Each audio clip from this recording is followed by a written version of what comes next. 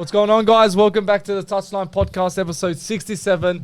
If you're new around here, as always, hit the subscribe button, click the notification bell, comment down below, leave a like. And yeah, what a week, boys, for the Dogs. Smashed it this week. Yeah, they actually did. But what about the footy this week as well? Like, it was amazing scoring. But amazing games, lots of injuries as well. Yeah, a lot of injuries has happened on the weekend. Even now, like just after just the breaking news now. Yeah, already two breaking news with Nathan Cleary, Mitchell Moses out. So yeah, man, it's a bit weird how this is happening early on the season. People players would be fresh, not tired yet, not fatigued. But again, injuries are coming thick and fast, and we've got a lot to talk into. A lot of people probably thinking, why am I wearing the headphones and today? A few seating arrangements it's just to block out Anthony's bullshit.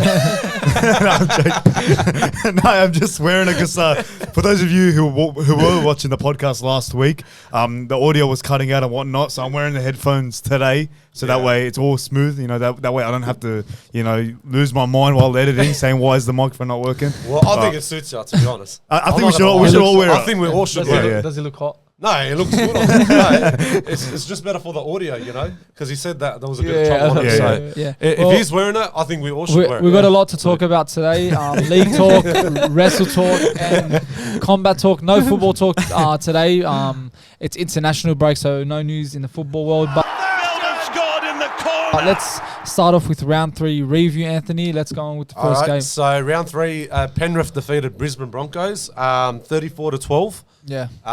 Very, very good game, that one. To be honest, Taruva played pretty good. Isaac Targa double tries. He's very Mitch good. Kenny as well played pretty as well. Nathan Cleary was fantastic. I think when he passed that ball, the double one of the players dummied twice. Over. Yeah. And that's when he said that I think he had a hamstring strain, I think, or an injury or something.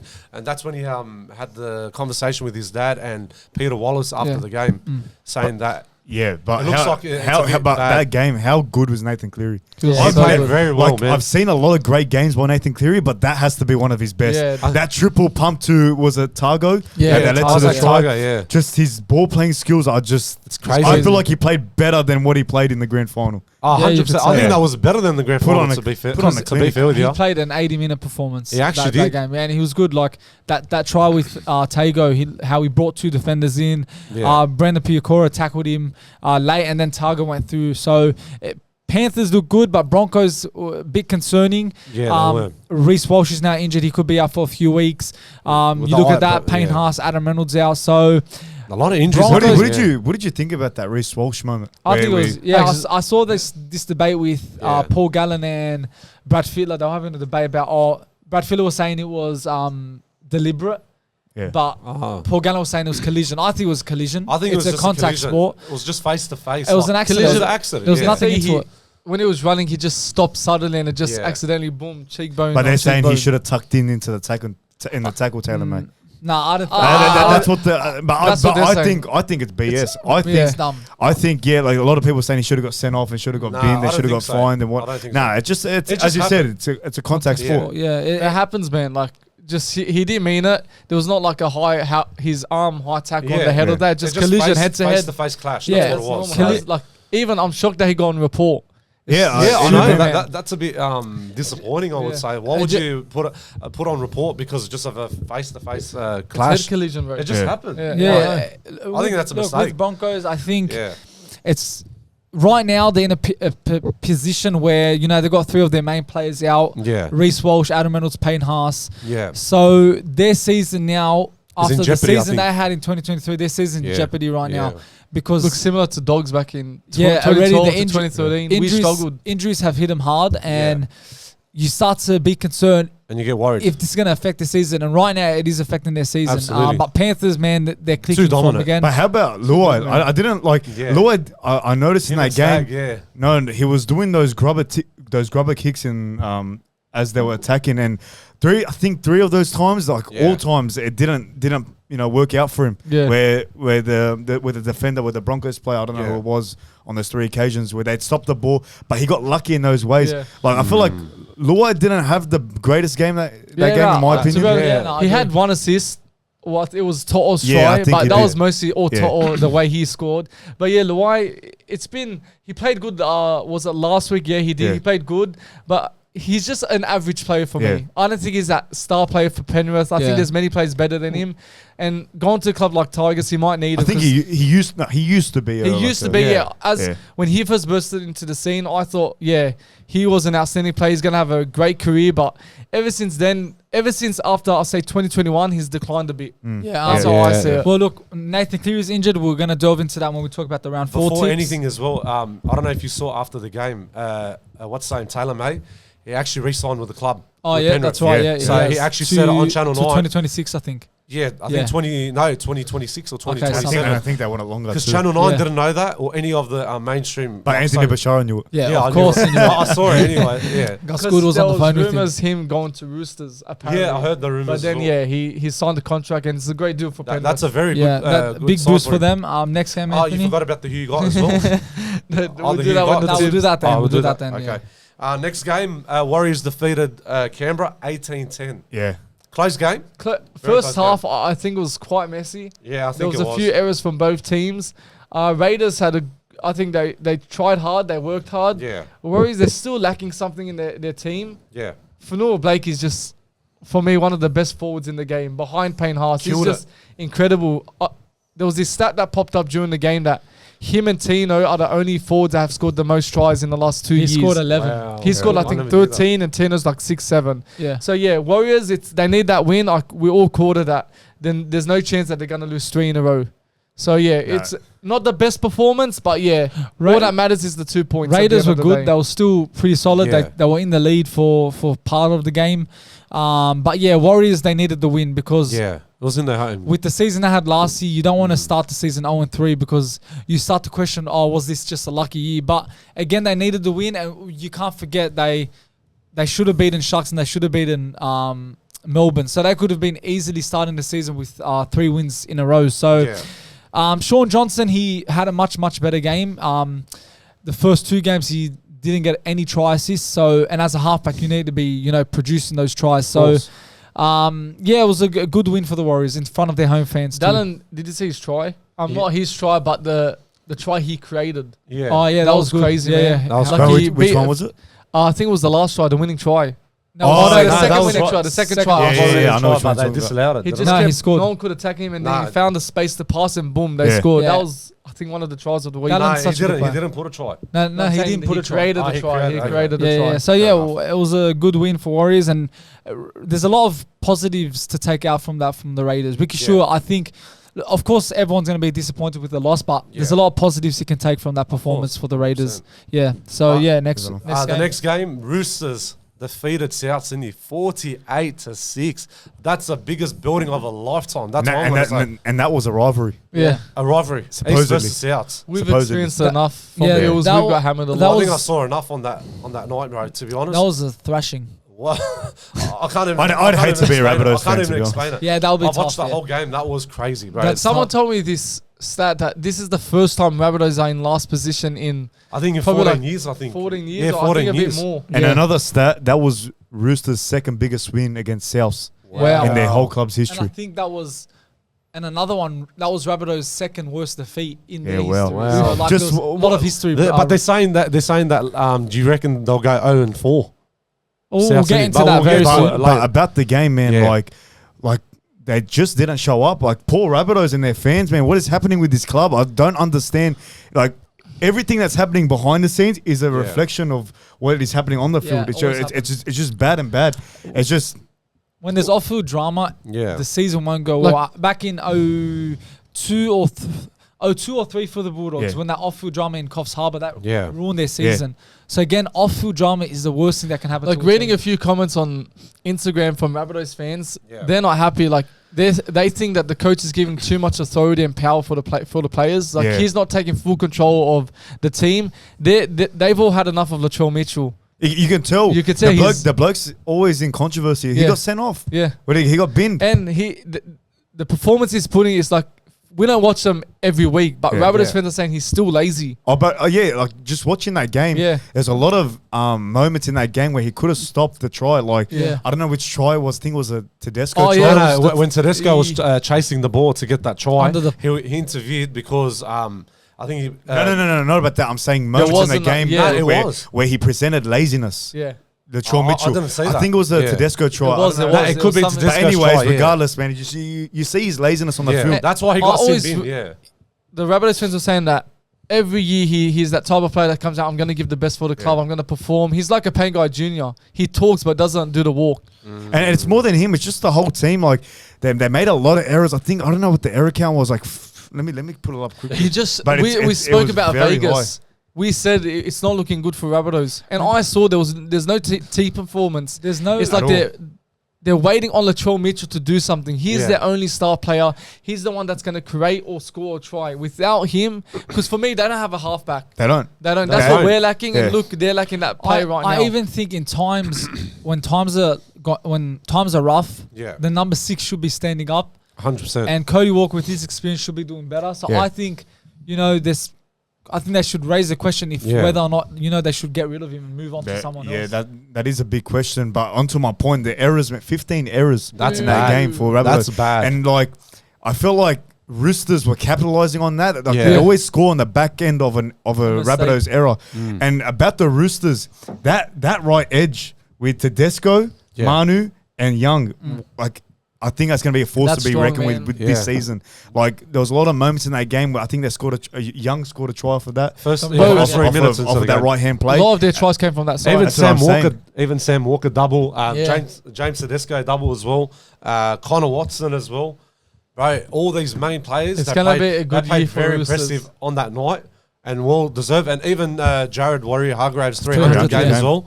What a win for that 300. That was big win. Yeah, that was the biggest win of a lifetime. I'm saying, but he played very well too. No, I was actually excited about Roosters winning that game. Yeah, they played very good, but South's very, very poor. Could we see you in a Roosters jersey soon? Nah, I don't think so. I'm sticking with my blue and white. Sorry. Let's go on to the next game. Our doggies smashed the Saturday game, 32-0. Dogs Titans. Go Anthony. The only team that went. I think they had a clean sheet the whole week. Well, is that the first one this year? Clean? No, Melbourne has kept. Yeah. There's been always like. What a game, man!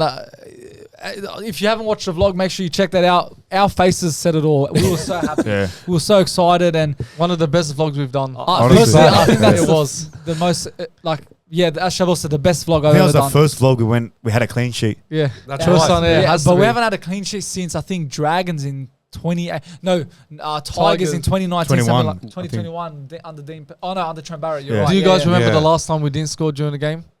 The last in time? the vlog.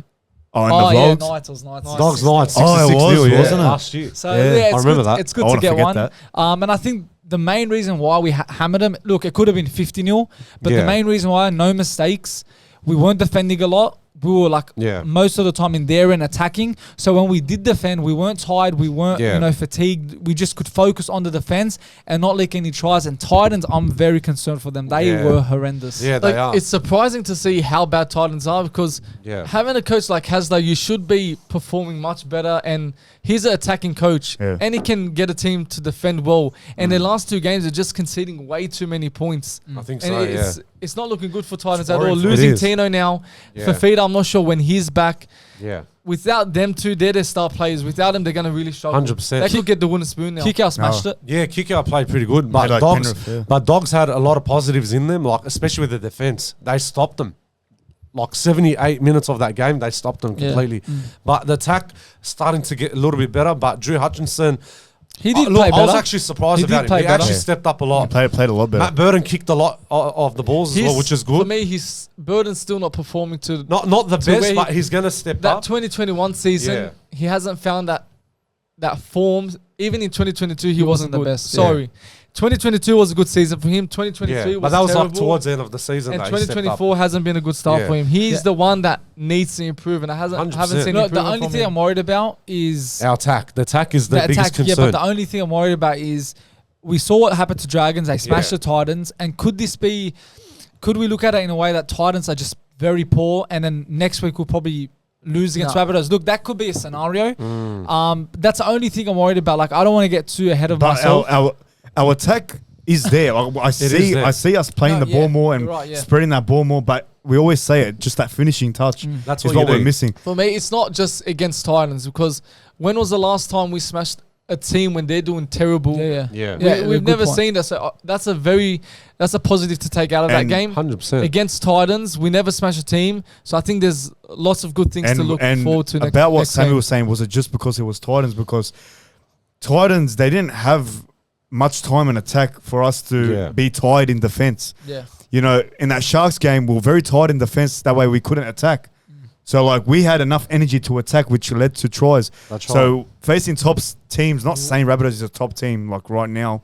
But if we face Rabbitohs who if they want it on a good day, they'll play their game of footy. And, like, they might put that pressure on us where that leads us to defend a lot. Which will, exert a lot of energy. And so that's my only thing with the first 2 games, as I said, we made a lot of errors. So maybe if we do versus a top team and we don't do errors, we can compete and maybe win a game. But there's a few concerns heading into that Rabbitohs game. Again, I'm not taking that away from how good we were against Titans. I'm so happy for the result. But we just got to just adjust stay calm and just see how it goes. But I think us applying pressure on the halfbacks that's really affected them. That's why they couldn't attack. Like every time Tanner Boyd had the ball, boom, kick out's there, and there's no room for him to create anything or do anything with the ball. And that's what really helped us that game and affected Titans immensely. But the main thing is we got good positives out of that result on Saturday. Move on to the next week. I'm saying next week, I know it's going to be a little bit, like this week is going to be a little bit different, because, Souths, they're going to come out firing, but we should be coming out firing 100 times better. Good wins for Dogs. So that's a good win for them. Titans not looking good. Next game, Cowboys defeated Dragons 46-24. Poor Dragons. Look, very, very poor for them. Dragons started well. They were leading 18-4. And then I was talking to my neighbor. He's a Dragons fan. And the way Dragons defended was just so bad. It was like reminded of Dogs last year where we just conceded way too many silly points. Cowboys weren't that good. I just think Dragons were bad. And they just let Cowboys control the game so easily. So Cowboys were, they weren't the best. And I think we can see what Dragons are lacking maybe. Defensively, it's just like that first game when they smashed Titans, I think they've become a bit too cocky. Last 2 games they've been conceding. It's not cockiness. It's just, I don't know. Maybe it's the same case with Rabbitohs because we'll get into it later. Zac Lomax doesn't even want to be there. True. He doesn't want to sit on the wing. Apparently, not hard there still. Hunt's heart is not in it. He's the captain apparently. Yeah. But there's off-field drama, which I think it was a fluke against Titans. Yeah, it was. But that game, how do you go from an 18-0 lead and just lose it all? Yeah. And you just let it out like that with your fingers. Cowboys are looking good. I feel if maybe it was another team, Dragons hold that out and maybe just, edge a win. But Cowboys attack. Even last year, they weren't the best Cowboys, but their attack was good. But even the year before that, the tries Cowboys scored. It was like too many of them. There was one where they kicked it. I think it was the second try they scored, and he just flicked it off and then scored. That was from that's what it was so easy. So easy. Even who was like they put effort into it. Yeah. Who was there was Chad Townsend. Was it Townsend? Yeah. Townsend that just walked through. Yeah. When does a halfback score? And bro, it was like forwards tackling him. Yeah. Even was it Dearden who scored? Did Dearden score? Yeah, Tom Dearden. Yeah, he did that. So where he found that gap and just ran in. Too easy. And Valentine Holmes as well was the easiest one as well.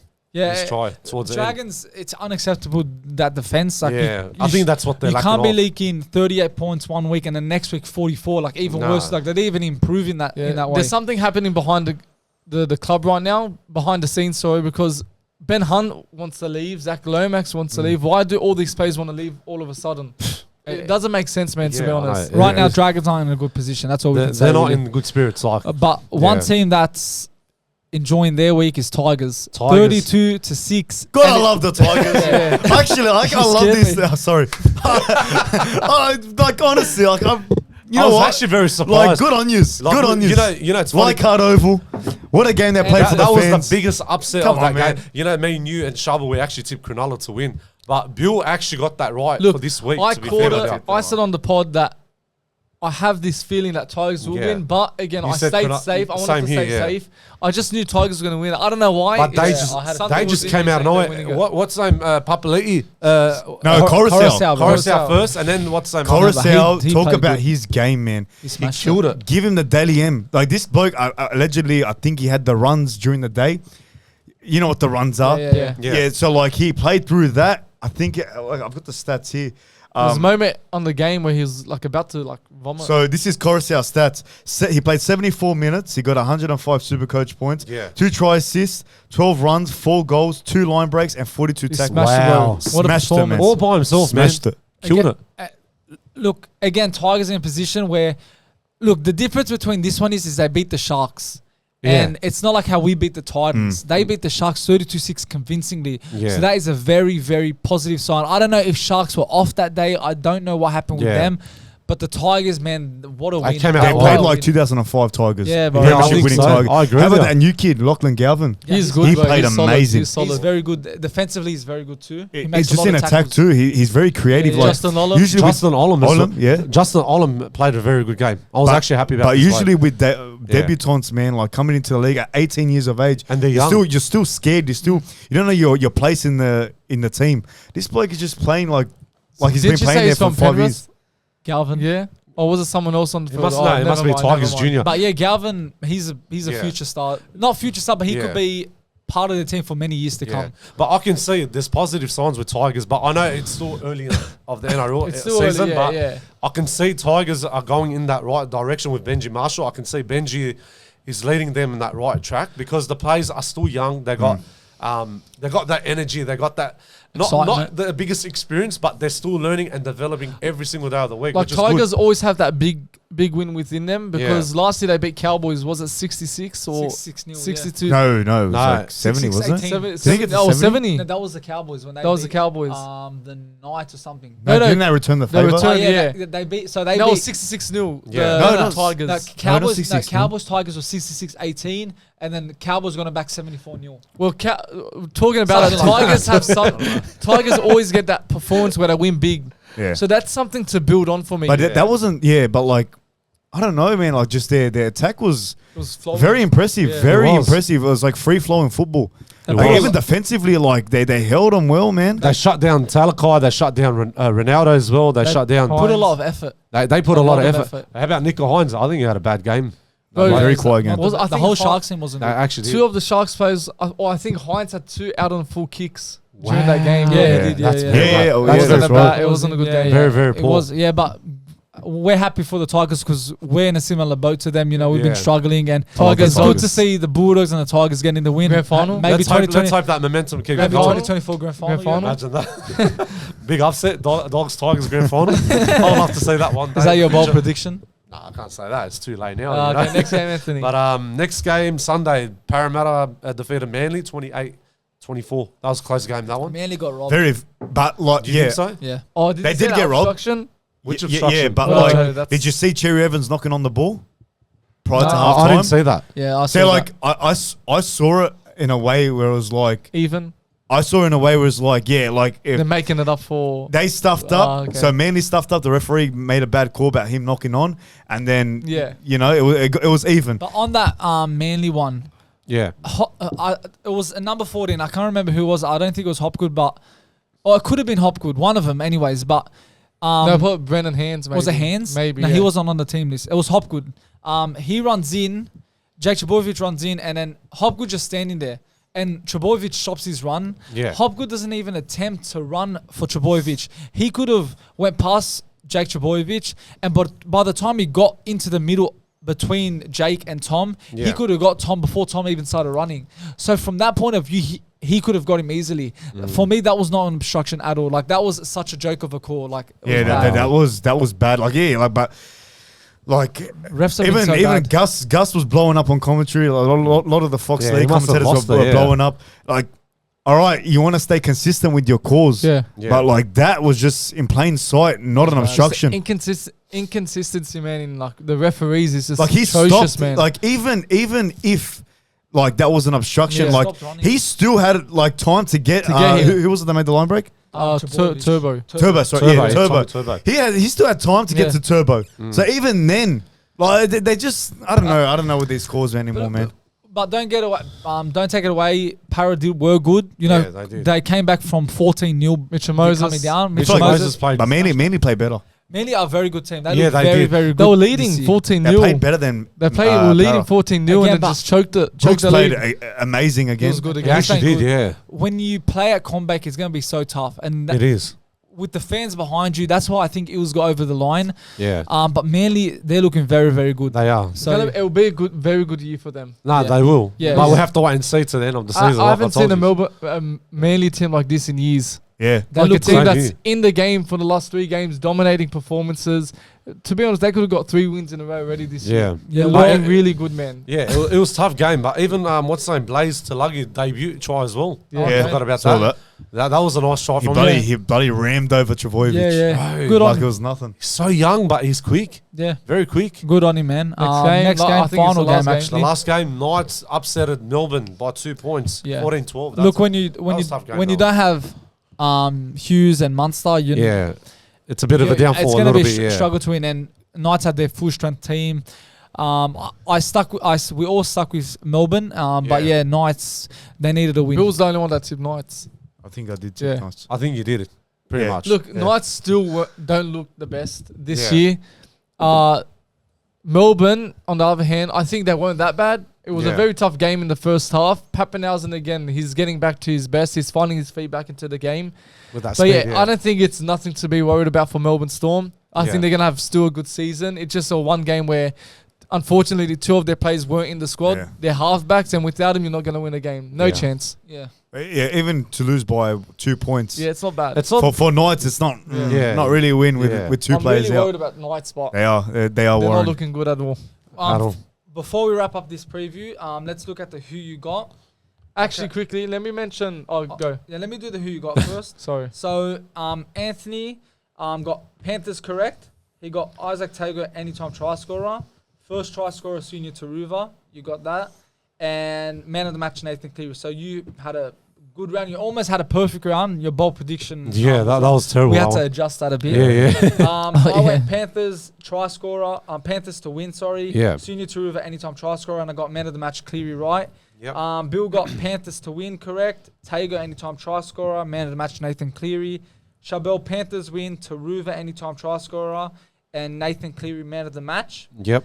So right now, if we look at the score, Anthony sits on 15 points. Chabelle 14. Bill 9. And I'm 8. Well, Wow. So Anthony still got the lead. Very you know surprised. Anthony's bold prediction wasn't that dumb I know. Yeah, that's what I said. because wasn't you that- know I what? told you No, it's off air. because like after the fact, he Yeah. only had 1 try assist and Yeah. Yeah, And- that and was horrible.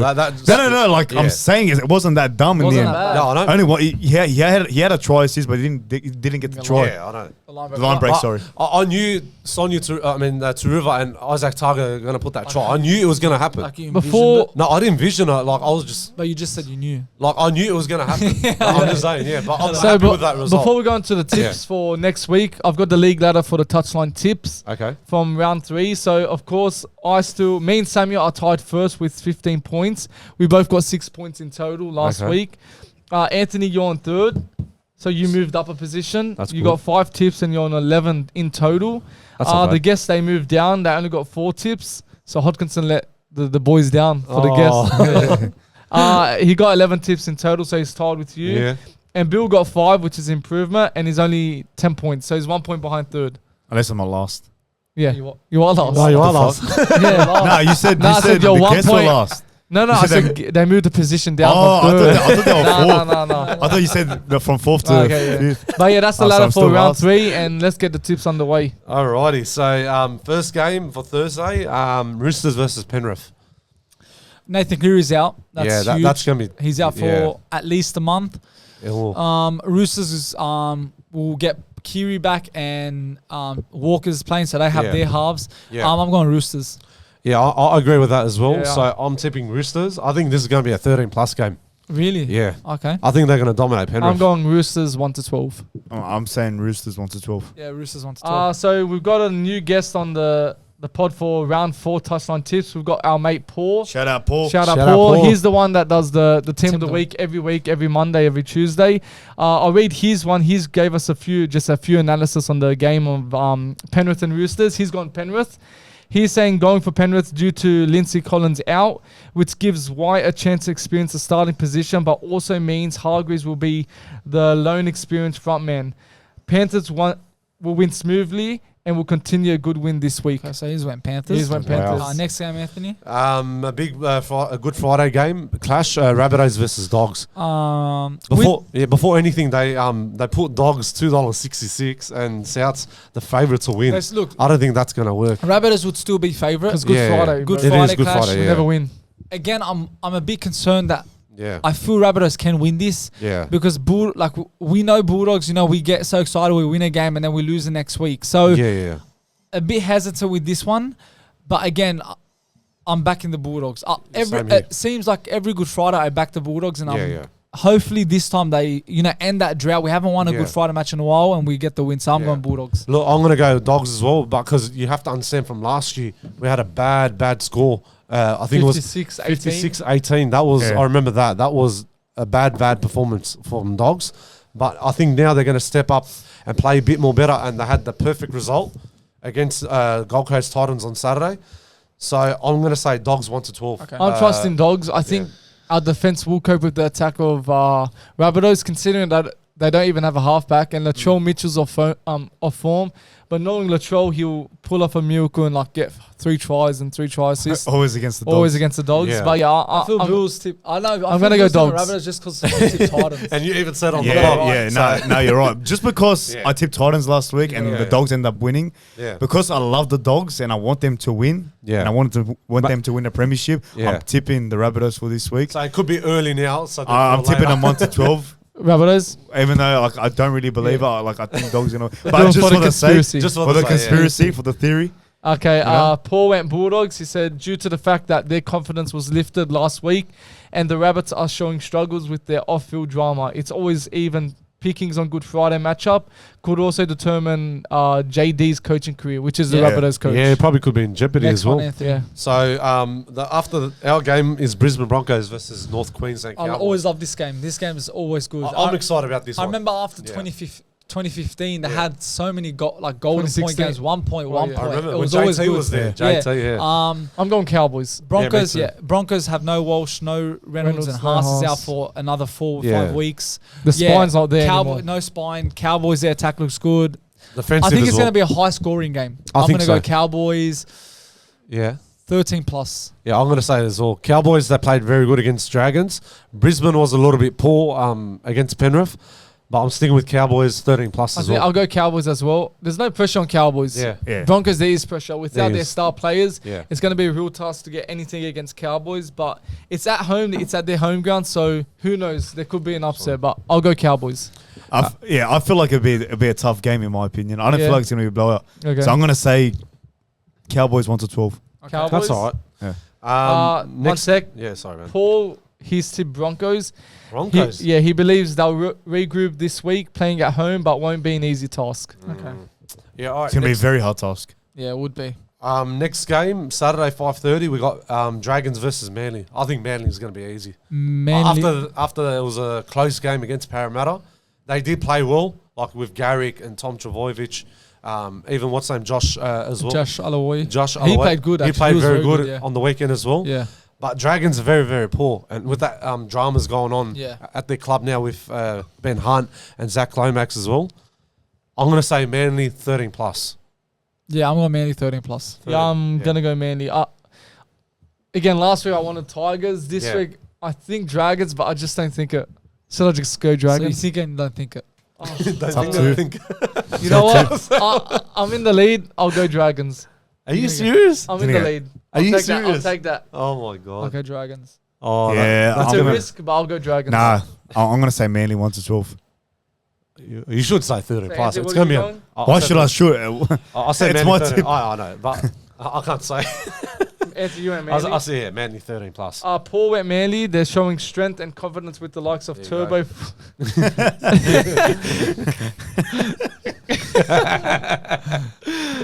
Likes of Turbo fullback. Everyone, make sure you tip Manly right now. Or Bashar will come door knocking. that could be heading my way right now.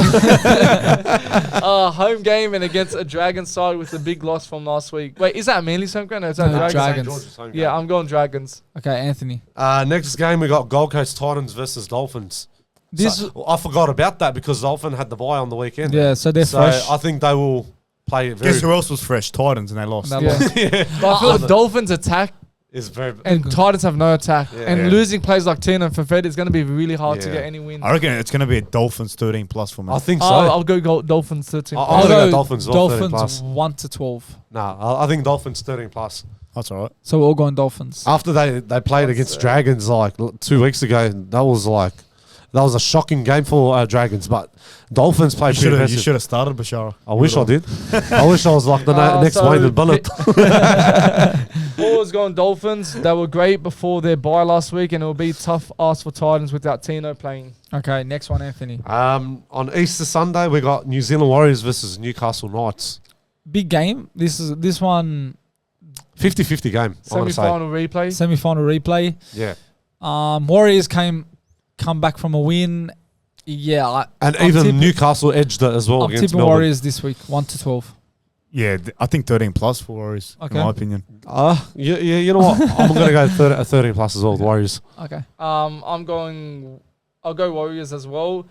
Paul also went Warriors playing home for the second week in a row. Hard to beat. Okay. That's what he said. Next one, Anthony. Next game, we've got Cronulla Sharks versus Canberra Raiders. For this one, we'll do who you got. So, Anthony's score prediction. My score prediction will be Cronulla 24-20. So, Sharks win. Sharks win, yeah. 24-20. I went 26-12 Raiders. Wow. Wow. Very impressive. I went Raiders as well. I went 24-20. Oh, you went you went Raiders, but Raiders, yeah. Yeah. Okay, Bill. So, I'm going to go, I think it's going to be a tie game. okay. I'm going to go 14-12 Sharks. Sharks. Nice. Okay. And okay. Anytime, Anthony. Nick Kotrick. Anytime try score. Okay. I went Ronaldo Militalo. Is this for any time? Yeah. Yeah, anytime. Yeah, go put me Ronaldo as well. Bill, who did you go for? Put me. I feel like Nico might cross the line. Nico Hines? Yeah, Nico Hines. Okay. It should be a bold Anthony, one. first try scorer. Jesse Ramian. First try scorer. I went Xavier Savage. Bill. Who did you go, Shabba? Shabba, who'd you Me, go? Nico Hines, first try scorer. Okay. Wow, everyone's going for Nico Hines. Yeah. Bill. I'm going to go Will Kennedy. Okay. Oh, that's Yeah, a he'll good one. probably will. Pretty much. He goes. He's tipped Jesse Ramian to score, but he goes, yeah, he'll probably will get it. No, but like I'm just saying. That's why I'm wearing It's the headphones. anyone's. That's why I'm wearing It's them. anyone's Man of the chances. match, Anthony. Man of the match, Braden Trindle, number 6. Okay. I went Jamal Fogarty. Because every time I hear that Fogarty, I think of him. Bugatti. Oh man, I'm a Bugatti. Shabal, man of the match. Fogarty as well. I woke Bill? up in a Paul Bugatti. Mulatalo. Man of the match. Yeah. Okay. And finally, Anthony, bold prediction. Thomas Hazelton and Josh Papali'i to put a try. Okay. That could happen, man. I can see it happening. I think Thomas Hazelton might put another try this week as well. He did. He did against Tigers. Yeah. The I first went try. Raiders to lead 18-0 half time. Shabal. I went Raiders to win the game in the last 5 minutes. Bill. I actually had that. Oh, no way. Nah, it's the Put other way around. Oh, Sharks? Sharks winning in the okay. last minute. Okay. Last 5 minutes. Put me last 5 minutes. Okay, that's a wrap up to the who you got last round, Anthony. Paul went. Paul went Sharks. Yeah. He believes they'll be playing at home this week and against a strong Raiders side. Being at home will take an advantage. So, but again, it will be tough. Alrighty. Next. The last game of the week will be Parramatta versus Tigers. Again, news coming in. Mitchell Moses. Moses out, could be 8 out to for 10 8 to 10 weeks. weeks. That's a big blow. But again, Para have enough to beat them. And Dylan Brad's still in the team. Strong team. I think Para win this. Yeah, I think so. Look, both teams played very good this week. But like how you said about Mitchell Moses out for 8 to 10 weeks, that's going to be another blow for Parramatta. Look, I'm going to stick with Parramatta 1 to 12 to win. Okay. So Me, I'm going, Eels. 1 to It'll 12. be tough. Tigers will be in it Yeah, without they will. Mitchell Moses. But I think they'll edge it. I'm going to go Tigers 1 to 12. Bills, Wow. Tigers. Yeah, I feel like if the same Tigers show up from last week to this week, I could see especially with Mitchell well. Moses out, Yeah. and if Coruscant wants to play the same style of footy, brother, they're gonna smash him. But I'll put me 1 to 12. Okay, and Paul for the final tips here went Ills growing stronger every week. Easter Monday has always been even between these two teams, but Ills could be too strong against Tigers playing at Combank. Fair enough. Okay, well now that's a wrap up to the round 3 review, round 4 tips. Now boys, let's talk about Ben Hunt. He's came out and confirmed that Zac Lomax wants to leave the Dragons. This is what he said. I'm aware that he does not want to he does want to leave, but he's not showing he's unhappy. So he wants to leave. That's all you can say. They both want to leave. They both want to leave. How disgusting of Ben Hunt to say that on another person's behalf. I don't want to bag on players. That is embarrassing. But that is disgraceful. Like if someone, if for instance you were Ben Hunt and I'm Zac Lomax and I didn't want Ben Hunt to say that. That's bad. Like it's his way of showing his frustration too. Yeah. Why does he have to say it? And knowing his history with the club, saying he wants to leave, it's just like it's their way of maybe trying to leave the club. Honestly, I just don't.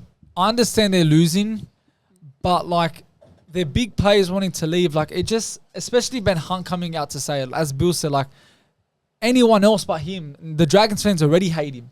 No one should be saying this. I've never heard of another player talking on another player's behalf saying what he said. Yeah, like I don't.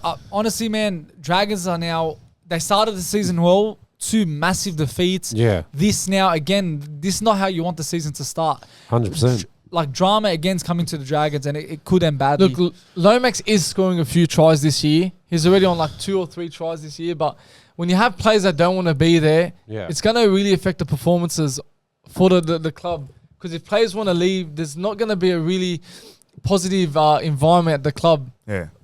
If Kyle Flanagan wants to bring the club where Dragons want to be, the fans, how's he going to do that if he has a halfback that doesn't even want to be there? Exactly. So his mind is focusing on Dragons, getting them where they want to be. Yeah, but Hunt's focus is wanted to leave the club, which is a bad relationship. If you tell me. Can I ask you something? Like, you know how you're saying about the controversial with Ben Hunt and Zac Lomax as well? Lomax, sorry, my bad. Yeah. Ben Hunt should have, if he wanted to leave the club, he should have left the club from the off season. He should have just done that. They didn't let him leave. I know. But he's in the biggest mess. How about they sign a contract with Oz Boxing? Oh no, sorry, No Limit Boxing. Do what Tavita Pangai did. Yeah. Get out of their contract that way. That way you put this situation to bed. I reckon both of them. Ben Hunt comes out and says, "I'm just being forced to play footy." Yeah, I reckon. Yeah, imagine they say that. They'll be so dumb. Be so dumb to say someone else did in that rugby league. Exactly. He's about to go back to his old roots. He won a fight recently. Yeah, he won last again. Week. But yeah, Zac Lomax, he had potential, but I feel that hype's faded out. Away, I don't know if it's because he's at Dragons. He's on 800k. And just to sit on a wing. Yeah. 800k, he's complaining, worth that. and he's No playing chance. wing. He Not doesn't worth want to it. play wing. Yeah. That's the whole He wants issue. to play That's Where is he going to play? Fullback? Just suck it up, man. Exactly. Do your job, man. Buy into what the coach is trying to persuade you boys to do on that field.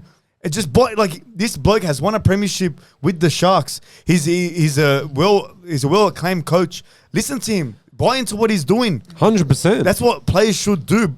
Look, the doggies are doing it right now. They're buying into Serrato's tactics, and it's going all right so far. Yeah, exactly. I think Dragons are in this position right now that I think they have to get Ben Hunt and Lomax out. Look at us. We got players that didn't fit into the project Serrato wanted. Raymond was having problems. Jackson Topinay was having problems. So they got rid of all that bad, toxic players causing problems within the club. And look, hopefully, so far, it's been a decent start. I want to say the best start, decent. For Dragons? So, no, for us. That's why Dragons need a roster change a bit.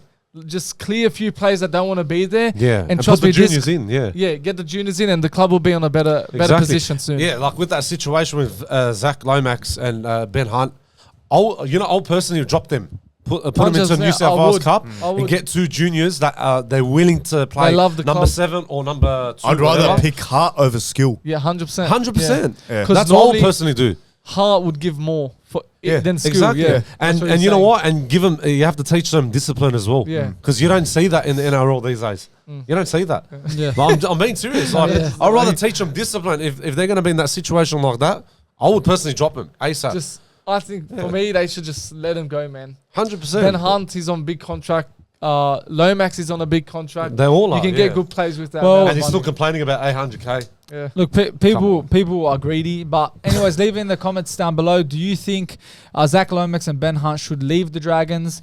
But now let's move on to the next topic. Is it right for fans to cuss at players during game? Now, shout out to a random South guy. He's posted this. I want to read it out to you. So this is what a reporter who was at Leica had to say. So she goes, I'm on the hill at Leica Oval right now, and the disgusting, violent and offensive language we are being subjected to by a specific handful of male Tigers fans right now is so reprehensible and vile, I can't tell you. So then she put a picture out. Here's a picture of me today on the hill for the smart people saying it didn't happen while I'm listening to these Tigers fans calling out homophobic slurs, calling players pussies and suggesting they rip each other's throats out. So she's really gone into what happened at Leica Oval. Wow. And again, I'm not going to read out what this guy says, but he's basically saying that AFL is a more friendly and family environment. And that's why he left NRL. He was an NRL fan, but he left it like 20 years ago because of that. Because of the fans. Because of the fans. Oh, wow. And then, that's basically what's happening now, so I think they should grow up. Those people who are having a problem. NRL crybabies. That's the NRL crybabies. It's a joke. But that's a sport. Like, come on. It is a sport. For me, saying slit your throat and that, okay, maybe that's over the board. But again, the world we live in, you can swear in the games. It's normal. We've been having it for the last 30 years. So it's not a problem. But using those words like, cut your throat, slit your throat, that's wrong for me. I think it is. Especially there's kids around. And being around that sort of environment, it can teach bad morals to the kids. Don't forget they're intoxicated. No, definitely these days. Exactly. And when you said, I don't want to be discriminative, but when you said she, the reporter, and she's, you don't see a male reporter coming up online and saying all these things, saying what the fans. That is part of the culture. The culture is, the boys run on the field, play a game of footy, and then the fans do their own thing in the stands. It's to an extent, all right. Yeah. Racial slurs and like homophobic slurs and whatever, but they're not saying it in that way. Like as she was saying, she's probably taken out of context or whatever. It just comes out that way, just out of anger, out of this, out of that. But with racial slurs, that's man, wrong. That's where you draw. It happens in all sport, man. Like it swearing does. and releasing your anger on the players, telling them this, that. Bashara's got a lot of experience with that. Search out the rest. But like, all jokes aside, like, as a player, you're signing up to also receiving all that hate, receiving all the fans yelling at you. If you're off form, they're going to be swearing at you. That's part of the sport. You got to accept it. And if you don't like it, then, sport isn't the thing for you. Because fans are what, without fans, there's no sport. So fans are what, fans are passionate. Fans love the club. They love the players. And especially, for example, Bulldogs, where we weren't to where we are now, the fans have the right to express their feelings, to show they're angry, they're upset. The frustrations there. And it's a normal thing. Don't forget, we're not coming to these games for free. We're paying a ticket, paying a membership to come to these games. It comes with the environment. If a fan wants to swear and have a go at a player for knocking the ball on, so be it. I'm not going to clap for the guy. But you can see it both ways. Yeah, you can. 100%. There's pros and cons about this, but when you spoke about the players, that there's going to be times where fans praise these players and love them, and the players would love that, and they respect the opinions of the fans. But when there's times that they're going to be criticised on their performances, why all of a sudden some players might get offended of that? It's just the world of sport we live in. You're going to be praised, you're going to be criticised, and it's normal. It's just, what do you reckon, think she's overreacted. No, I agree with all of you guys. I really want to hear Anthony's. No, like I'm saying, like with last year when we were frustrated, when we were stressing out, like how we lost that at Dogs Newcastle. You stressed out recently. Yeah, I did. 2 weeks ago. It's normal. No, look, it is normal, but look, everyone has to get their frustrations out, because like you want to see results on the field. I know, like how you said about hatred. I know you said about racial slurs and all that stuff.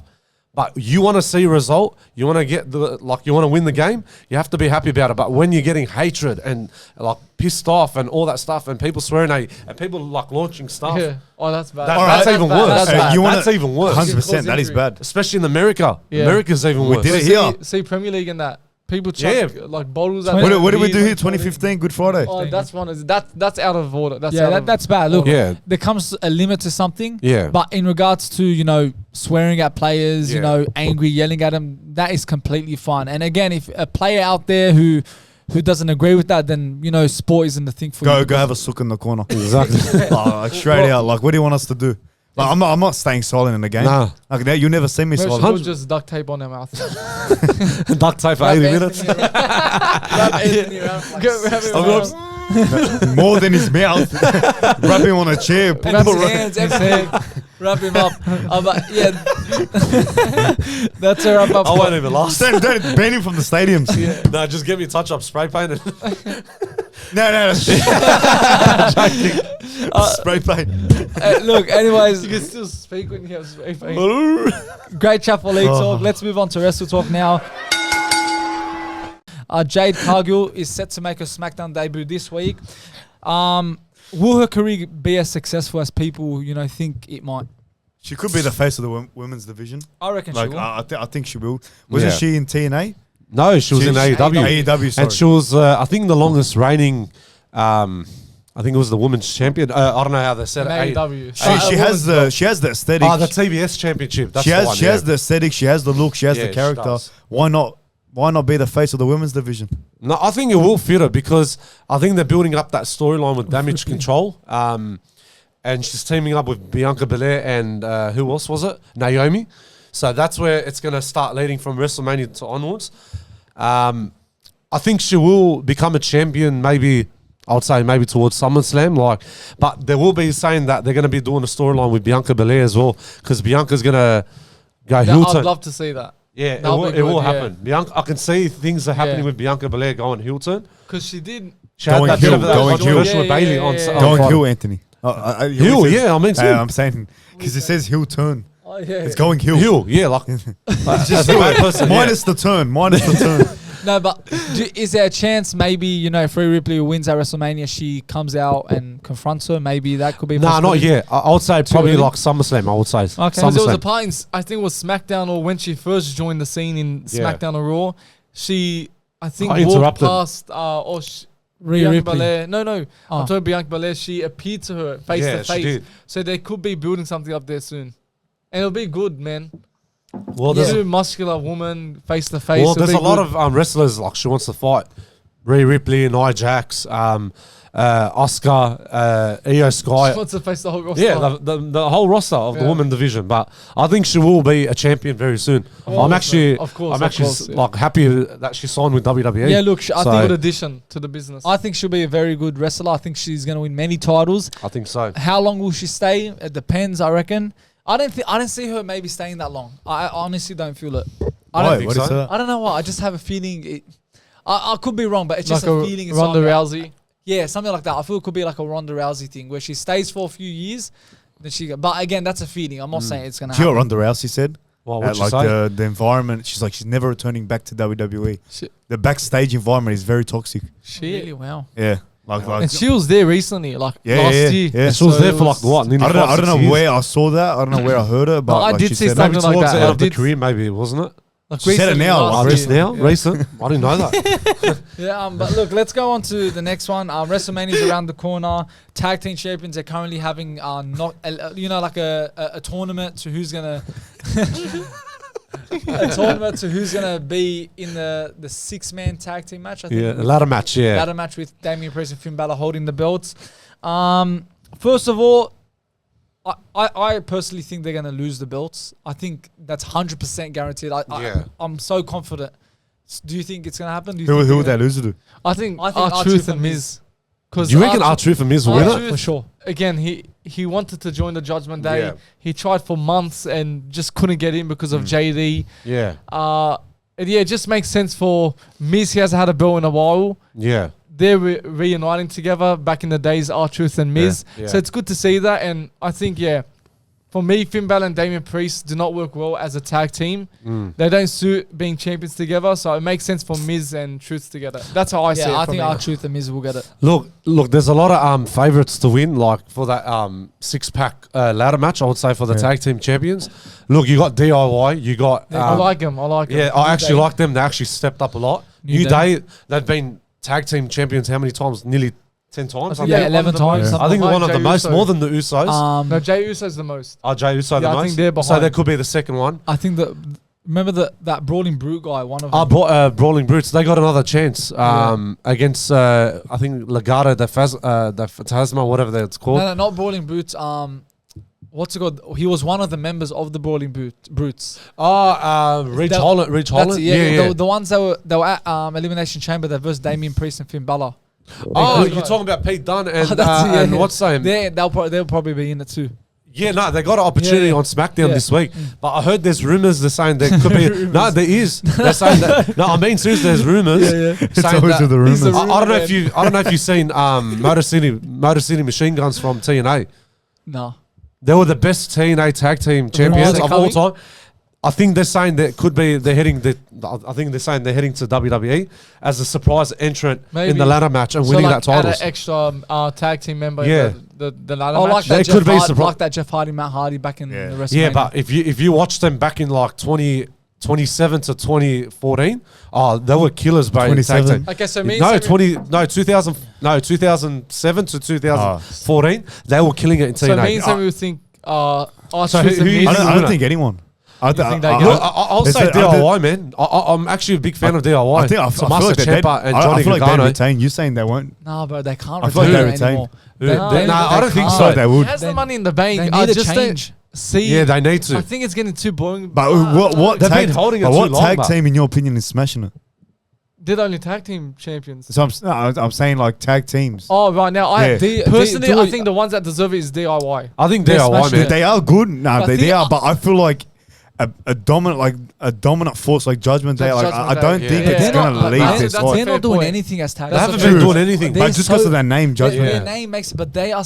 I personally think they're not good. They're not good at all. I think they're just waste. They're wasting it. They're just holding it every week, Monday Night Raw. They're not separate the belt. It's not adding anything. That's what's gonna happen. So it could be any of the tag team wins that Mania, and even Nick Aldis and Adam Pearce. They said after Mania they are going to split the tag team titles, but they are going to bring back the old tradition tag team titles back, but with a new design. How we've said it on the podcast a few times.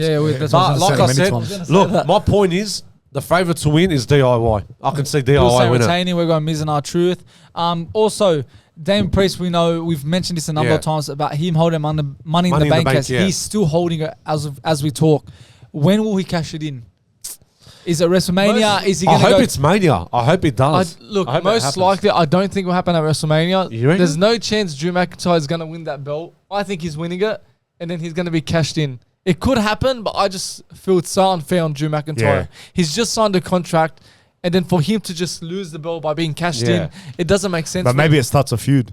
It does, maybe he wins it again. But WrestleMania is such a big... Yeah. For him to win if he doesn't cash it in at Mania, he could probably do it the next night on Monday Night Raw. Yeah, you remember back in the days when Dolph Ziggler, remember when he cashed it in against Alberto Del Rio? Yeah. So it might probably do that. The last time Drew McIntyre won a belt was when it was empty. It was COVID season. Yeah, so I think this could be the opportunity for him to get that chance to win the belt. I think he'd win the belt. I reckon he will, but do you think he'll be cashed in? Yeah, that's the thing. I'm not too sure about that. Maybe not WrestleMania. Maybe not. Maybe it could happen 24 hours. Maybe the next night on Raw. That's what I'm saying. He might never cash it in. Nah, but they're saying he needs to cash in before SummerSlam because it's going to expire. He could maybe not. Sometimes it happens where he has to so sometimes if you don't cash it in, he has to be in the match to defend the Money in the Bank again for another year. I agree, but look, because Money in the Bank is coming up very soon anyways. He needs to do it before it expires because he hasn't cashed it in. How many times you got his number, Bishara? Hey? You got his number? Give him a call. I'll say, Damien, you need to bloody hurry up. You're right. But he needs to cash it in. I know he's going to become a world champion, but how many times Rhea Ripley stopped him?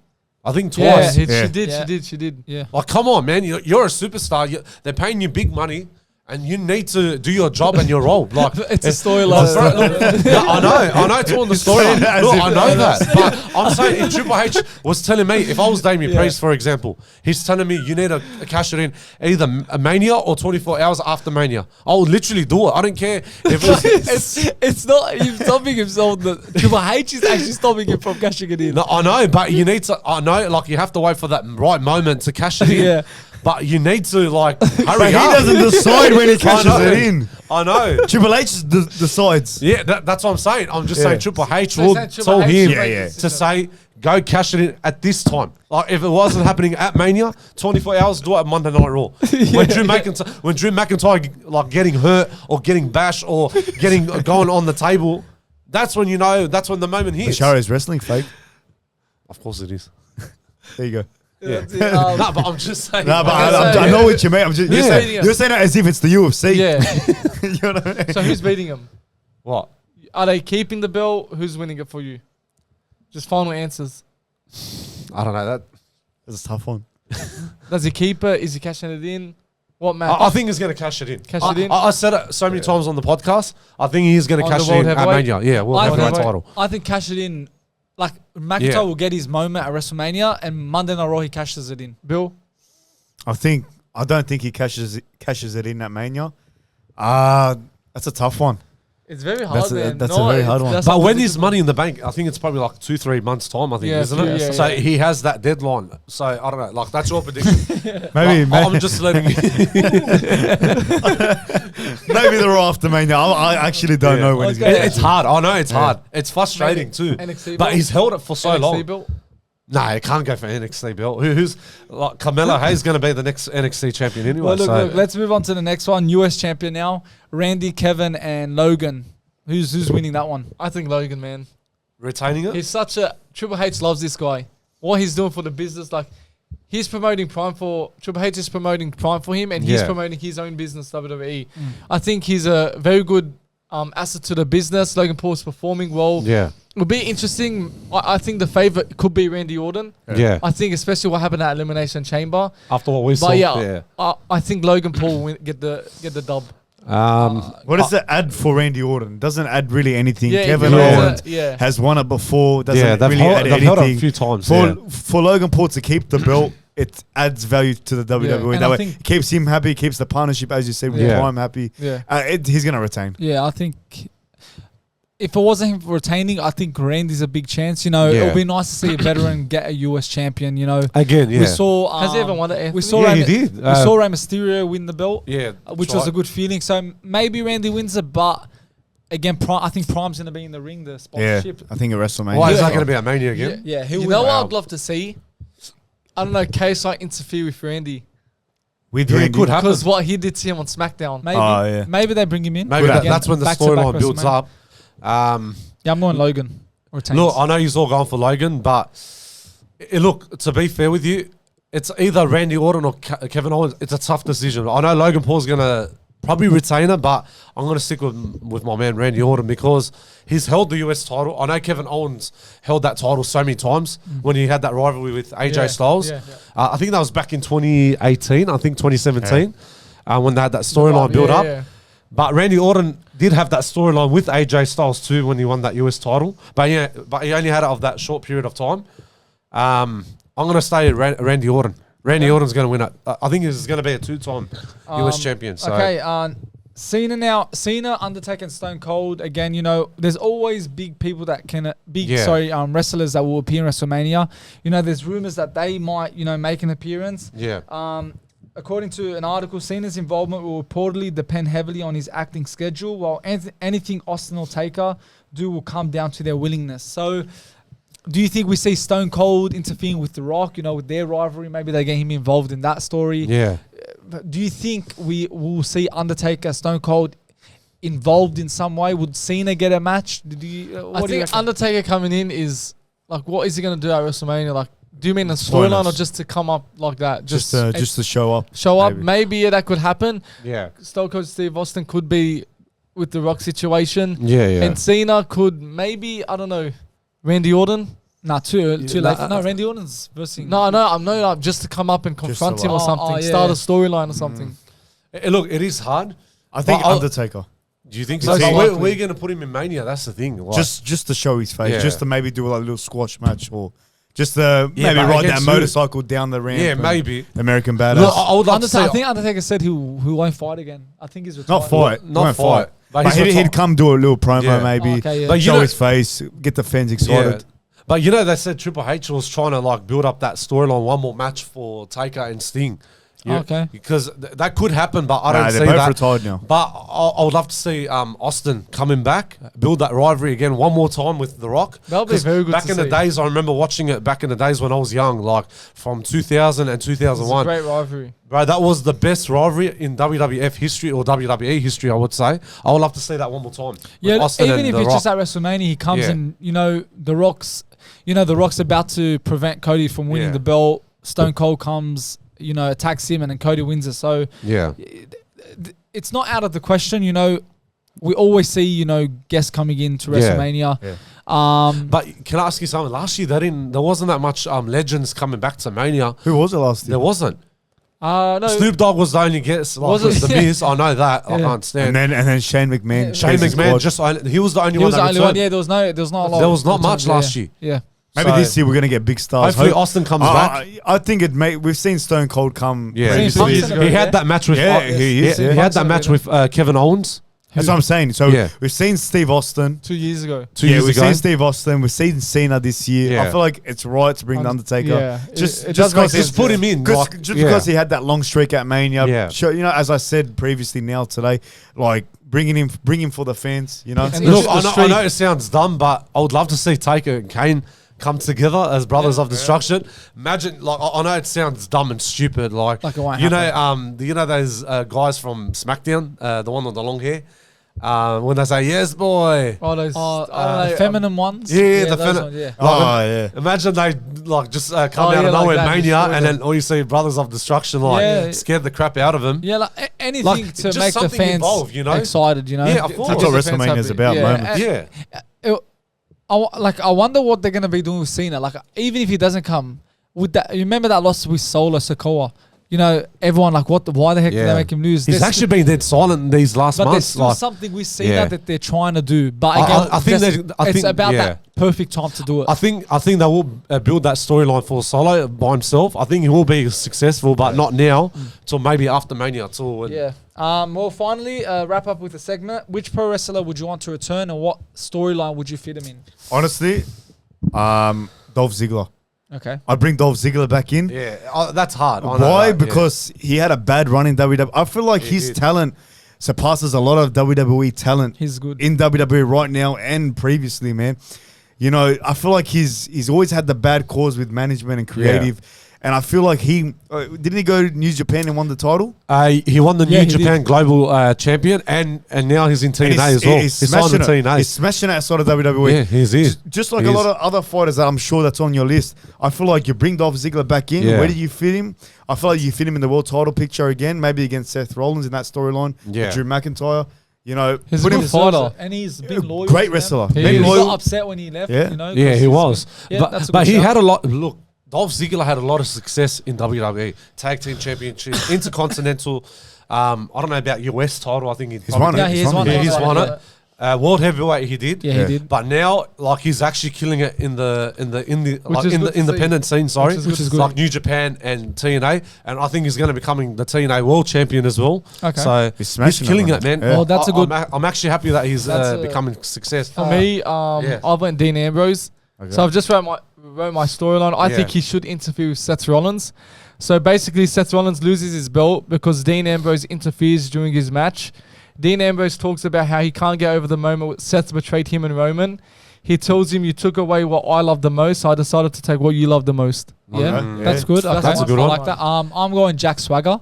He's currently at AEW. He's still there, yeah. Yeah. I think he'll come up if I was the Triple H, I would bring him in with the Yeah. Logan storyline. Logan, the USA champion, and you remember Jack Swagger? I'm the real American. I remember that, yeah. He represents United States. Yes, I so remember I that. think bringing him into the Logan Paul scene, fighting for that US champion, and he's the one that will dethrone Logan Paul. So I think, bringing Jack Swagger to win the USA champion, I think that'll be a good return and a good idea to do. So yeah, Of I'll course. go Jack Swagger. Look, I was tossing between Big E and Chris Jericho. Look, I'm going to stick with Chris Jericho. I know Chris Jericho is still in AEW. I know he's killing it, but putting him in the storyline, I would love to see him to win the World Heavyweight Championship again one more time and then retires, and then he goes into the Hall of Fame. I think he's one of the best of the best, I would say. Oh, yeah. Chris Jericho was the best back in WCW. I remember watching him in WCW and WWF when he was like with Chris Benoit, Undertaker, Kane, Edge, Christian. Good. And even with those storylines, bro, when Vince McMahon put him in those storylines, he was killing it. You know what happens when you talk a lot? You just made this. Yeah, I remember that. That was back in 2017 when he was with Kevin Owens. And he done it. Was he with? And he Kevin Owens, yeah. Kevin Owens. The way he just reimagines his character over the years. Of course. He's so I think he's had all that success in WWE. Yeah. I don't know why he kept leaving WWE and coming back to WWE. Like, I was saying to myself, why is he leaving and returning? Like, it just makes no sense. Just here's the phone again. Call him. Chris Jericho, are you coming back to WWE? Nah, but Chris Jericho is my man, bro. Anyways, that's a wrap up to Wrestle Talk. And now the boys, Anthony and Bill, will go with some combat talk. Awesome. It's time! All right, Anthony, combat talk time. First news story. This Sunday, Easter Sunday, Tim Tszyu facing Sebastian Fundora.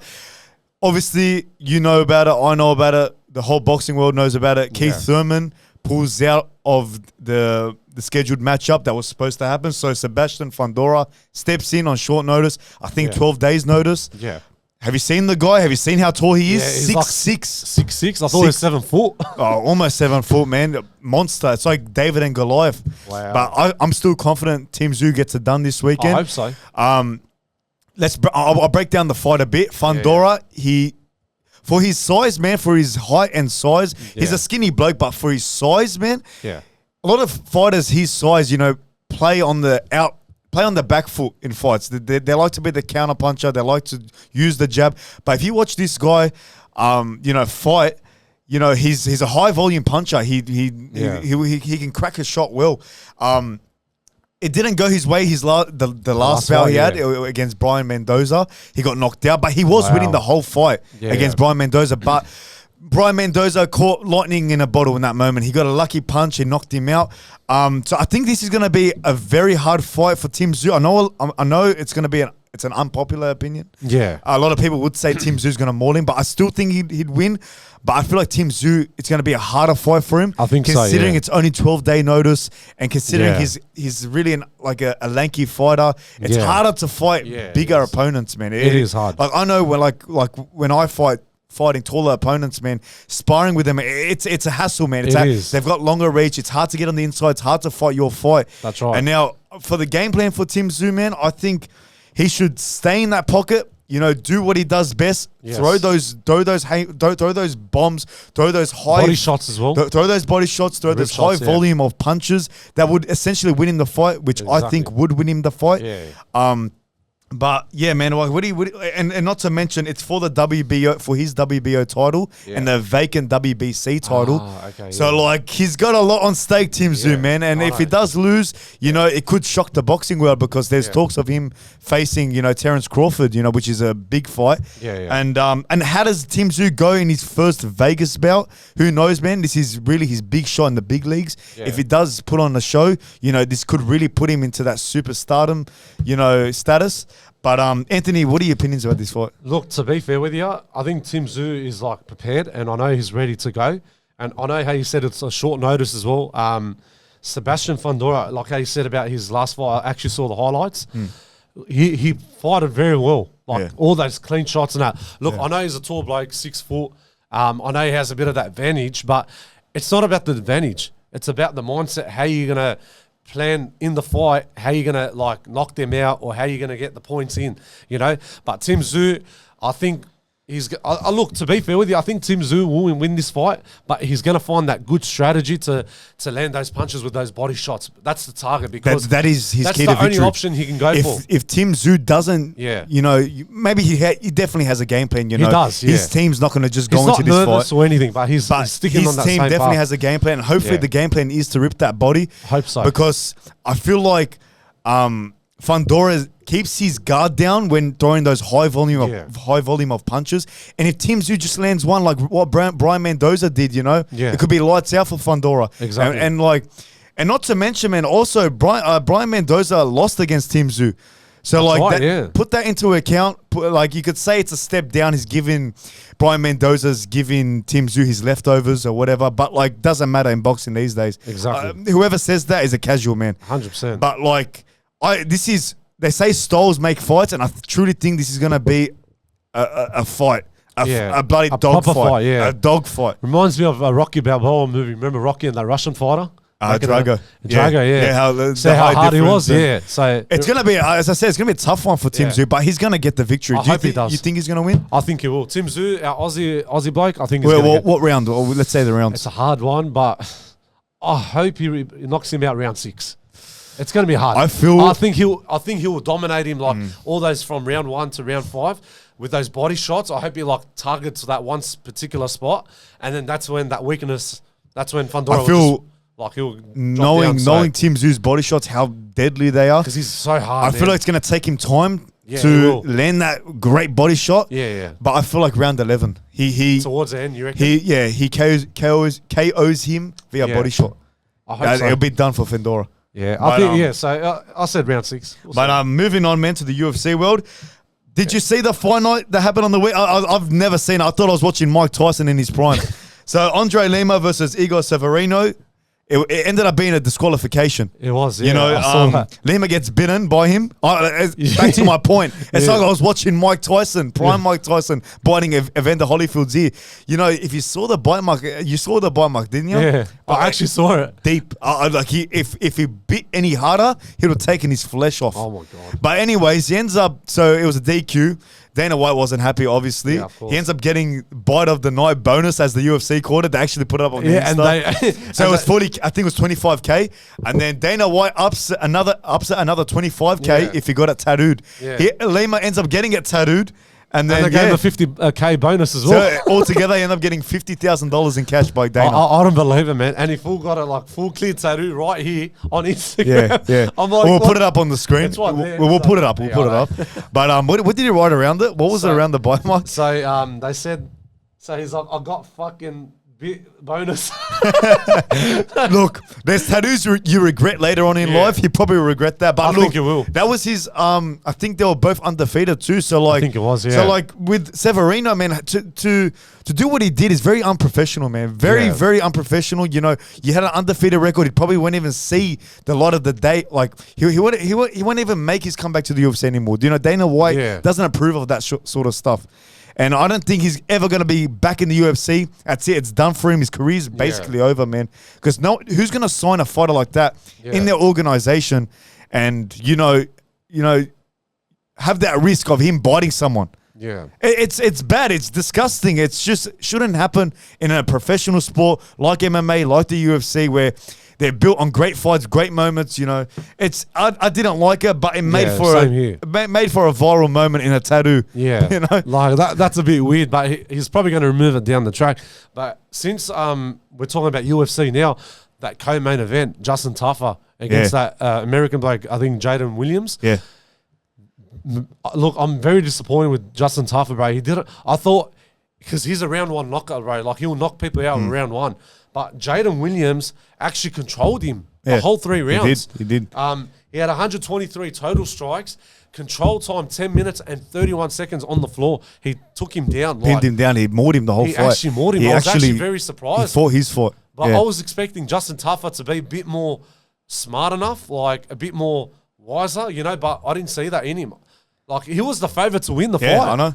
Yeah, I feel like it's the down. As I said last week, it's the downfall the Aussie fighters, Aussie MMA, man. Aussie Kiwi fighters, I would say. Yeah, Aussie/New Zealand fighters, man. In my opinion, it is the downfall. I feel like it's not the downfall. Maybe I'm just getting ahead of myself. Maybe it's in a quiet stage right now for us Aussies. But Anthony, I want to move on, man. Yeah. Conor McGregor just released his new movie Roadhouse. Yeah. He's been doing a lot of media. I want to mention I don't know which interview it was. Said that he wants to. Anyways, he basically confirmed 100% he's going to be fighting in the summer. Okay. So it's crazy for me to even think that why is he confirming that now? Where he confirmed that in January, where he basically confirmed that last year he's going to be fighting Chandler. Why are we still in this conversation? I know. Saying saying, "Oh, he's confirmed to fight in the summer." Like this, he was confirmed ages ago. Now that brings me to my second point. Why has it taken the UFC this long to bring him back into the octagon? Like it's just, I don't know. It's just making no sense. Like how you mentioned, like he said that he's returning to versus Chandler, and now he's saying like he wants to fight in the summer. Like it doesn't work out like that, you know. I don't know. It's just frustrating. Yeah. Conor McGregor saying things like that, man. Like, come on, like go versus Chandler, bro. Everyone's waiting for that moment. Like, you didn't get my point. What? I was saying, why has it taken this long for the UFC? Nothing to do with McGregor. McGregor wants to fight. He's all in. He's ready to go. Why has it taken this long for Dana White and the UFC to strike a deal with McGregor and set a date? It's been, I think there was talks around this fight at the beginning of 2023. Why has it taken this long for Dana White to say, all right, let's get our biggest megastar in Conor McGregor back in the octagon? Yeah. Are they trying to phase him out? Because even McGregor in interviews, he's like, I've got 2 more fights on my contract and I don't know what happens after. Even he's thinking he's thinking long term after the UFC because he knows he can't last. He can't do this, man. He's gone 100%. Crazy. This bloke is on every drug you can think on. Every drug you can think of, every alcohol you can drink, you know, it's and to his defense, man, you've had a almost 3-year layoff. Exactly. You know, after that injury too. It's hard as fighters. We saw Alex Volkanovski went through, you know, not being in camp. You know, to think this is McGregor's life. It is. McGregor, all he wants to do is train and fight. That's what he thrives on. He could have all the money in the world, and he does have all the money in the world. But he wants the same thing that, you know, really built him and what really drove him into a megastar. He wants that hunger back, man. And Dana White's not delivering it with him. Bro, it's mental. The biggest megastar in combat sports doesn't have a say in this conversation. Is getting pushed back. You know, his prime years are being lost. They're being lost, man. It is. He's 35 years of age. When he got injured, when he broke his leg, he was against Dustin Poirier. He was like 32, 33. Yeah. You know, he could have had about 6, 7 fights by now. Yeah, by now. You know, he could have been champion by now, but UFC is ruining his career. They have ruined his career. Yeah. And you know what? Right at the end, the next 2 fights, because you know I love McGregor, man. I only want what's best for the guy. Exactly. I think everyone wants the best for Conor McGregor. Man. And for his mental health. I don't want to see this guy I don't want to see him one day. I don't want to go on Instagram one day to see McGregor has overdosed and he's in hospital, he's in a coma, has died, God forbid. You know, this is his life. This is his life. Give him what he wants. This is his therapy. Yes. Bring him back into the octagon. If he loses, bro. Like, so be it. Like, do what's best for your fighter because in history, if you look back to UFC's history, they don't care for their fighters from the pay to their medical to all that. They don't care. Exactly. And like it boggles me how their biggest star doesn't have a say in this conversation. Pushing it back more and more. Yeah. Like as I said.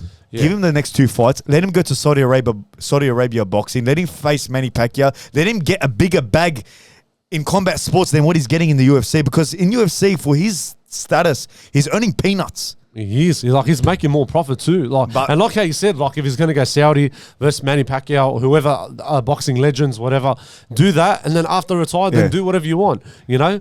But I don't know why they're still pushing it back. It's disgusting. It's bad. Disgusting. It's really bad. Did you see the interview he did where he was just saying, was shrugging his shoulders, where he was shrugging his shoulders, you know, one word responses? Did you see it? No, I didn't say that. It was disturbing to watch as a McGregor fan. We're used to watching McGregor, his quick, witful, you know, comments, you know, his funny comments, you know, he's roasting everyone on the conference as well. Exactly. His quick thinking, his smooth way of talking. We're used to seeing that of McGregor. And honestly, that interview, I don't know what it was. Was it the longevity of the media interviews he had to do? I don't know what it was, but that was very concerning. A lot of people made videos about it. I was seeing it. It went viral. I was seeing it all over social media. I'll explain it to you. You watch the video after. He was basically doing this. Like he'd get asked a question about the movie. Yes, it was fun. Yeah. And then he'd talk like that and it'd stop. You know, he'd talk, it'd stop. He struck his shoulders. It just doesn't sound showed himself. To the MMA community and the rest of the world that this bloke is on something. Is on the white powder. Is maybe hungover. You know, is not there mentally. Especially after he said he confirmed his fight, we thought, yep, he's ready to go, and he probably is ready to go. But that was very concerning to see, man. I think UFC has a big part in in his I think condition right now. everything's involved. Part of the MMA as well. Like, look how you said as well. You know, how he's roasting everyone on the press conference, saying all the hatred comments and all that. That's what it's been That's built what on. I miss. That's what we're used to. Yes. It's the same in that condition. But now in his age, I just can't see it. Like, he's just a bit like he's probably gone through depression. No one knows what because he's of no fighting. Because he's going through. And he probably wants to go back to the octagon. With a lot of people that have depression and whatnot use they have substance abuse. You know, with drugs and alcohol and all that. You know, that's probably what McGregor's going through. And exactly, it could very well be the case. And plus, when there's money involved as well, that everything affects in life as well. That's why he needs to step back a little bit. Saying, you know what, I should get back to the UFC. He wants to. Yeah. Dana White should step back and say, all right, let's bring our biggest money maker back to the UFC and give the fans what he wants. Before this guy goes insane. He hasn't been before he goes insane and does something to himself. Because I feel like his career path right now is drugs and alcohol. In jeopardy, and it's only going to leave him. It's only going to lead him to a coffin. And I'm going to be blunt. Yeah, it doesn't. We've seen a lot of celebrities in the past, use alcohol and drugs. Yeah, it's like to their use. They think it's to their use. It's just to hide the fact that whatever it is that's going on in their life, they end up, that's it. They're all done. But look, can I ask you something like a personal thing? Yeah. You know, when you're becoming a UFC fighter, you don't want to be on drugs. You don't want to take alcohol. You don't want to do all that stuff. Yeah. You want to be a clean person to become a professional athlete and inspire people around the world when you're becoming a fighter too. You know what I mean? Yeah. Like, I wouldn't be like in that position, Yeah. That is just dumb, and that's leading you in that dark path. Yeah, but I don't know. And it's just bad. I don't know, man. Hopefully all is well with Conor McGregor in the UFC. I hope he steps back. And plus, Dana White, I hope he announces Conor McGregor's return. It's confirmed. We're all waiting for that. We're all waiting for that. I'm waiting for it. Yeah, you're the first one waiting for it. But anyways, we we went on a bit of a tangent right now. But anyways, that's a wrap up for Combat Talk. And let's wrap up the podcast with the boys. No worries. Anyways, guys, that's a wrap up for episode 67 of the Touchline Podcast. If you're new here, hit the like button, hit subscribe, comment down below. What do you want to say? We're going to say we're on the road to 1K. Exactly. So we're on 926 subs at the moment. So if you's how can I say it? No, please don't do it again. Look, we're on the road to 1K. Please make sure you sub to our channel and like our video, comment down below. And Anthony Bashara will be stripping naked once we hit. No. He will. If we're hitting 1K, I'm actually going to go skydiving in Wollongong. So say it right in that camera right now. I'm actually going to be skydiving at Wollongong. Say, I promise I will be skydiving. I promise to God that I will be skydiving on the 1K sub. So I think Bill's going to record it. We're all gonna, He's all gonna come along with me, and I'm actually gonna book it in. You're gonna do it. We'll hook a GoPro and whatever. But get us to 1,000 subscribers, I can't wait for it, man. I'm excited. That's it. More content, more vlogs, more podcasts, more everything. More challenges, it's gonna be coming your way. So make sure you hit that subscribe button. And other than that, that's been a wrap up from us. And catch you guys later.